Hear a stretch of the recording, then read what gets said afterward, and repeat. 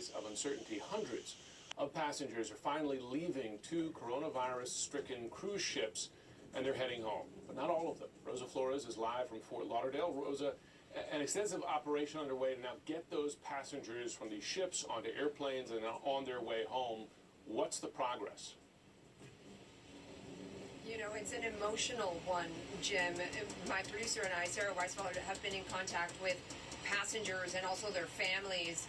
And we've been monitoring their social media as well. And they've been talking about the emotional toll of walking out of their cabin, some of them for the first time in a few days, walking down those long hauls and finally getting on buses and heading to the airport. It's been a very emotional journey for these passengers as they have been in limbo on sea for days, passing country after country, and no one giving them the opportunity to dock and get out of that ship. That, of course, just happened now, and we have live pictures from the airport. The tarmac, this is the first time that these individuals are having and know that they are actually going to be able to go home. Here's what we know. 1,200 passengers that are fit to travel were allowed to get off this ship.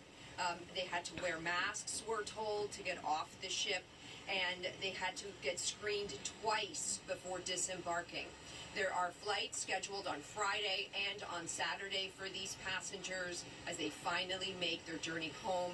About 40 other passengers are Floridians. They were transported in private transports to their homes. They have to be quarantined inside their homes for 14 days. And then there were 14 people who were sent to hospitals. That included a passenger, 13 passengers, and a crew member. But Jim, as you might imagine, it's a very emotional day for these individuals, finally getting off the ship and heading home. Sure, they had to wait a long time. Rosa Flores, thanks very much. Poppy? Glad they finally have an answer, at least. All right, the U.S. and China have called a truce in the blame game, at least for now, over coronavirus. But can they work together on a truly global response to this pandemic?